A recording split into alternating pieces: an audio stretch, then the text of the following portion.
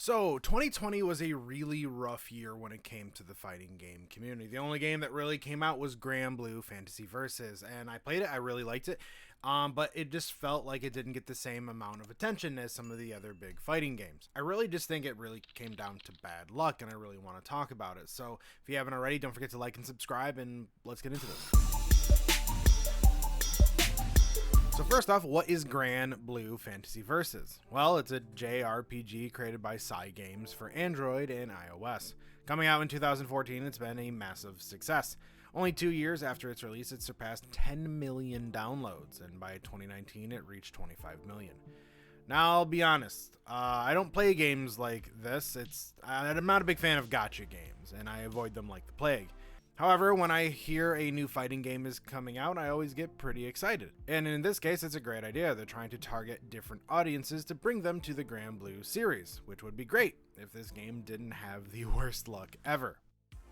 But first, I will preface all this by saying I really enjoyed Granblue Fantasy Versus. I played it, I think it's great stuff. Story-wise, I'll be honest, I have no idea what's going on. After playing the story, I kind of have a grasp now. However, it's still a fun story, has a bunch of memorable characters. Its soundtrack is amazing. It's visually stunning, and gameplay wise, it's still really solid.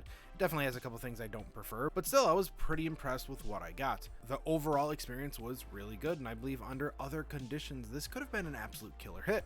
Sadly, the game just had a rough go of it. Let's start with the biggest and most obvious reason it struggled, and it's because it came out in 2020.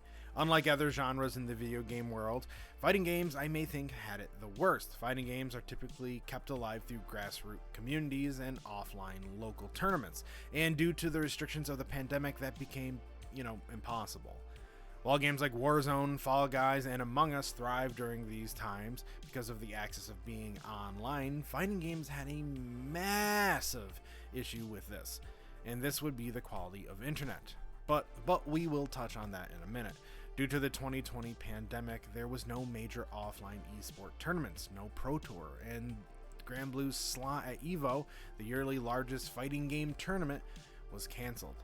Any spotlight that Granblue could have had was instantly ripped away, and in years past, other games that were featured at EVO gave them a small spot in the sun so they could shine. It really makes me wonder how the game would be doing if there wasn't such a massive blow to the fighting game community as a whole. Another aspect to the game's misfortune, I think, is actually one of its innovations. Granblue Fantasy Versus has tried something unique when it came to fighting games. Some of your special moves would actually have timers, giving an extra layer to the game. This is also not the first time we saw this. Rolling Thunder, a fighting game that did not get out of beta, had the same exact concept, and the game was getting tons of praise before it closed its doors.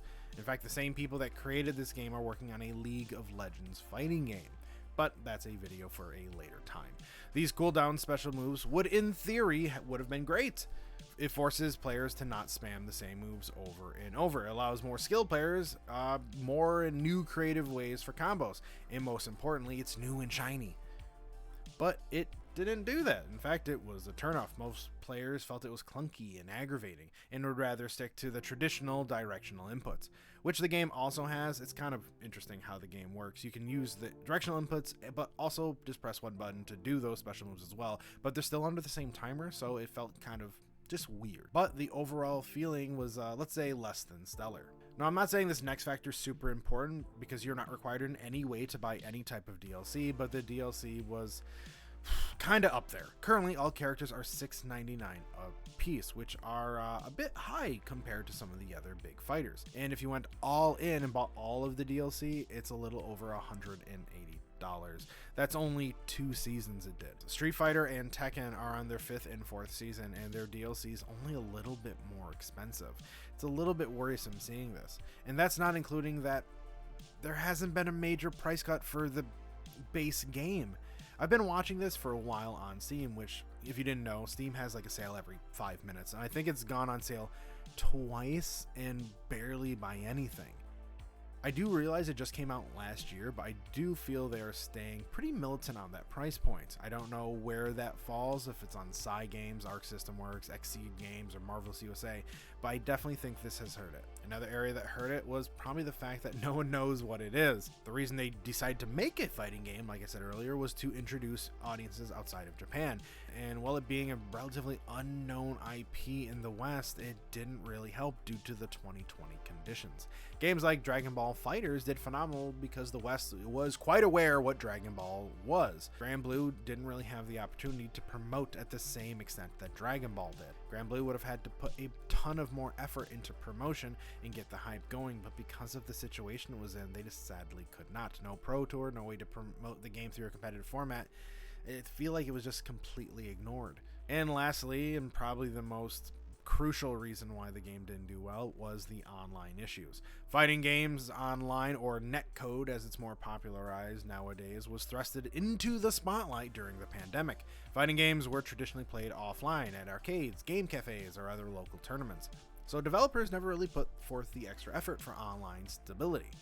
In some cases, the online is almost not worth using, so you can imagine when the lockdown went into place across the globe in 2020, fighting game fans were in for a rude awakening. And sadly, this definitely affected Granblue. The internet was definitely rough. The online definitely had its issues, and it got worse the farther your opponent was. I am on the East Coast in the United States. I played with a handful of friends that were locally, let's say no farther than maybe an hour away from me. We definitely had some hiccups, but nothing that was absolutely horrible. But the farther you got away, you definitely started to notice things. I have some friends in the EU, and it was borderline unplayable. And the FGC definitely made it known.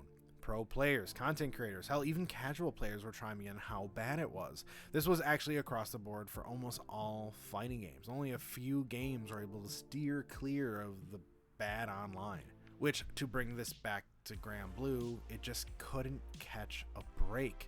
Now, the game is really fun. It had some really solid things, but I seriously think it just fell into some horrible circumstances that it just sadly couldn't shake. The latest game that was just released from Arc System Works was Guilty Gear Strive. It's not only a great game, a popular IP, and selling well, it has arguably the best online of any fighting game out there. Granblue, regardless of this, still has an active fan base outside of this. It even got a side tournament spot in EVO Online 2021.